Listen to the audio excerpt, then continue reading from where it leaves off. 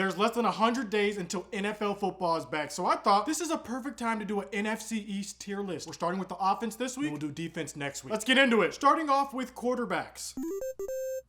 That's right. The Dallas Cowboys have the best quarterback in the division. This is not a troll. This is the truth. A healthy Dak is the best quarterback in the NFC. I don't care what you say. There is nothing Jalen Hurts does better than Dak save, run the football, and have a better team surrounding him. Dak is a better deep ball thrower than Jalen Hurts. He's more accurate than Jalen Hurts. He has a better touchdown to interception ratio, despite what pundits might have you believe. Now, he is coming off an injury. There are some things to be accounted for. But when you look at the breadth and depth of Dak's work, this man is an elite quarterback. Dak actually is a great litmus test. If you think Dak isn't a good quarterback, you don't know ball. And I'm saying this to Cowboys fans and non-Cowboys fans alike. Dak is the truth. And I'm happy that he finally has some help now. With that being said, up next, Jalen Hurts is a good quarterback. He's not great, and he doesn't have to be. He is a Super Bowl winner. We will never be able to take that away from Jalen Hurts. The thing, though, with Jalen is he's always been surrounded by elite talent. Go back to college at Alabama. Surrounded by elite talent. I was actually at that national championship game where he got benched and Tua came in and won it. Hurts is a great mobile quarterback. He benefits from the tush push not being banned this season again. But he is helped out constantly by people around him. And that's okay. You don't have to be a great quarterback when you're surrounded by this much talent.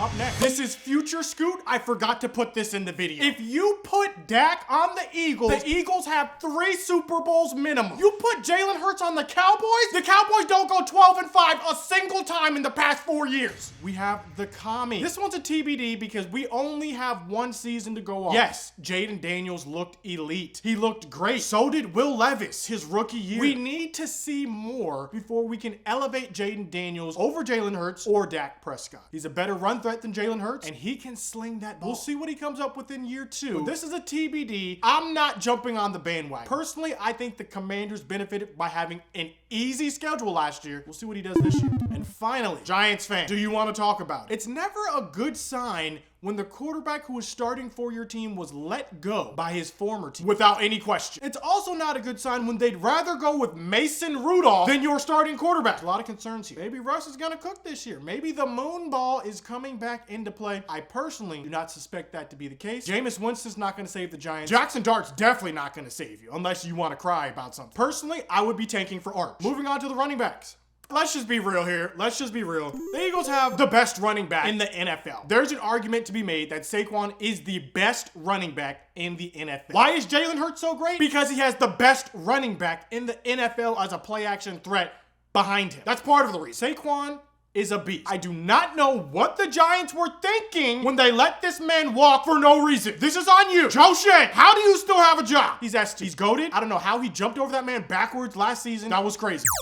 The Commanders are up next. Brian Robinson Jr. treated me very well in fantasy football. They also have Austin Eckler. Those two combined, though, still aren't anywhere near Saquon. Still very good, though, which is why they are ranked right here.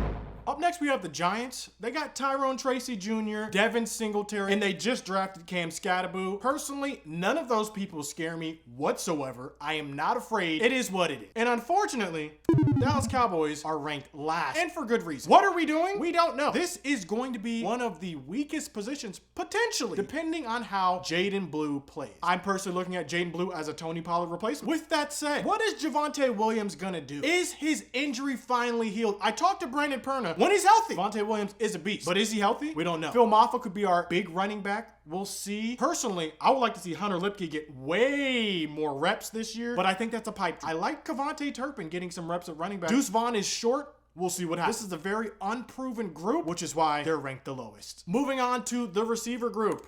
Unfortunately, we have the Eagles ranked number 1 in this category. Honestly, the Eagles might have the best wide receiver tandem in the league. Save the Bengals with Jamar Chase and T. Higgins. Now, this is one skill position here that I think can easily flop next season, especially with the Cowboys' acquisition of George Pickens. There's a reason why A.J. Brown has been getting open so much. And it's not because A.J. Brown's one of the best receivers in the league.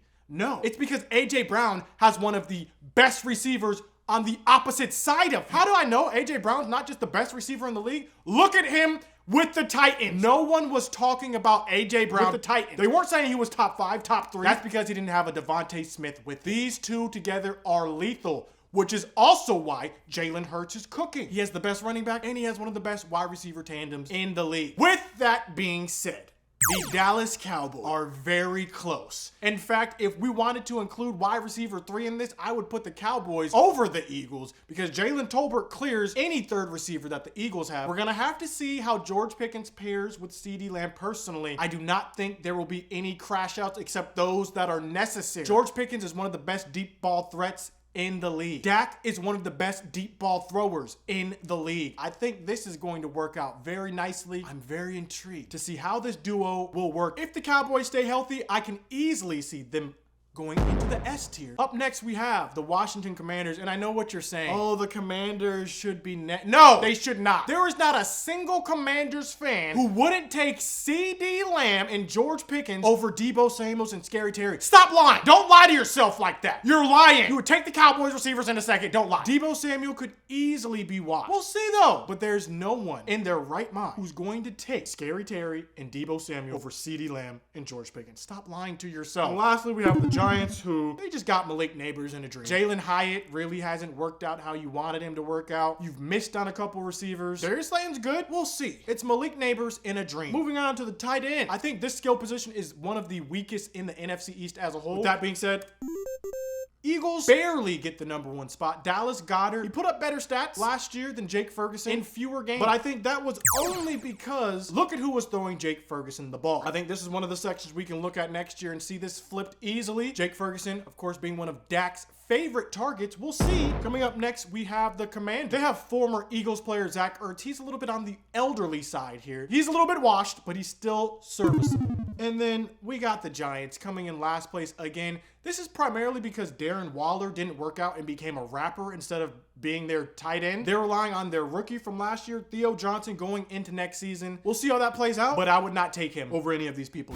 The offensive line is next. Eagles are #1. They got a good offensive line led by Lane Johnson. Future Scoot again. As you might have heard, the audio was pretty trash on this, so we're redoing. Eagles are still #1 for the offensive line, primarily because of Lane Johnson. They somehow perfected the tush push. Cam Jurgens looks like a replacement at center for Jason Kelce. This is one area that I do suspect could flip, especially with the establishment of the Great Wall of Tyler. Honestly, it's all gonna come down to Tyler Guyton. If Tyler Guyton can get things sorted, we're looking at potentially one of the best O-lines in the NFL. Tyler Booker looks to be a beast coming out of Alabama. He was the best guard available in the draft. Look for us to run the ball finally. Up next, we have the Washington Commanders. They did draft Josh Connolly Jr., tackle, and they're gonna need it. They're not the best O-line. They're not the worst O-line. They're just good enough for Jaden Daniels to not get sacked as much as Daniel Jones did. It's never a good sign when you don't pick up the 5th-year option on one of your linemen that you drafted in the first round. We're talking about Evan Neal here, of course. There's a reason why Daniel Jones was running for his life. There's a reason why Saquon looked so much better on the Eagles than he did on the Giants. Honestly, I'm just joking. He looked good on the Giants too, which is crazy if you think about it. This O-line is a work in progress, and they need prayer. Future Scoot out. We're gonna end this video with head coaches. I got the Commanders above the Eagles here, and I'll tell you why. What Dan Quinn did last year was spectacular. He took a team with no hope, filled with former Dallas Cowboys players, and almost got them to a Super Bowl with a rookie quarterback. No one would have suspected that before the season started. You might have suspected that the Eagles might be in the Super Bowl and win it. No one thought the Commanders were going to do anything. We'll see if this is just a fluke or if he can continue this success. But Dan Quinn is off to a great start in Washington. Up next, we have Nick Sirianni. He did just get extended. I honestly don't know if Nick Sirianni is a great coach or a terrible coach. We really have no idea, which is why I have him ranked under Dan Quinn. Because with all that talent, you should be competing for Super Bowl. You should be winning your division. It's gonna be interesting to see, though, how it plays out this year. I got the Cowboys up next. Honestly, this is a clean slate. No one knows anything about Brian Schottenheimer. He's been a career assistant. Players seem to like him. We really have no idea. But no idea is better than coaching on the hot seat. If Brian Dable has a bad year, he's out of there. Honestly, I think unfairly. But let me know, what do you think about my rankings? What did I get wrong? Where would you have ranked me? This is Ultra Future Scoot. As you can see, there were more audio issues that I did not anticipate. Rookie mistake. But let me know, did I get the list right? What would you change? Like and subscribe. 94% of all watchers do not subscribe to this channel. I just made that up. but it could be true. Be on the lookout for the defensive version coming out next week, hopefully with less audio issues. The heck? But as always, no! Jugamos, Juegos, throw me the alley. Magruder. The heck? Agruder. Not about that life. I'm a grown man. I'm a grown man. Throw me the alley. I'm a grown man. Throw me the alley. I'm a grown man.